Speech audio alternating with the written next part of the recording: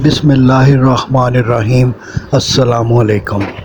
پارہ 15 سورہ الکہف، رکوع نمبر 9-10۔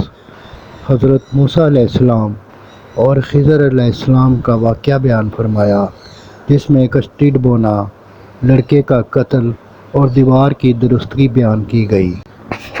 کشتی محنت کشوں کی تھی۔ اس میں خضر علیہ السلام نے سوراخ کر کے ناکارہ کر دیا کہ ظالم بادشاہ کے ہاتھ نہ آئے اور محنت کش معمولی مرمت سے اسے کام میں لا سکیں۔ لڑکے کے والدین نیک اور بڑے ایماندار تھے۔ خضر علیہ السلام کو اندیشہ ہوا کہ وہ انہیں سرکشی اور کفر سے عاجز نہ کر دے، سو لڑکے کو قتل کر دیا۔ دیوار گرنے والی شکستہ تھی اور اس کے نیچے 2 یتیموں کا مال دفن تھا۔ خضر علیہ السلام نے دیوار گرا کر دوبارہ تعمیر کر دی کہ ان کا خزانہ محفوظ رہے۔ صدق اللہ العظیم۔ گزارش ہے کہ چینل کو سبسکرائب کر دیں اور گھنٹی کے بٹن کو دبا دیں۔ دعا ہے کہ اللہ تعالیٰ آپ کو صحت و تندرستی والی زندگی عطا فرمائے۔ آمین آمین آمین یا رب العالمین۔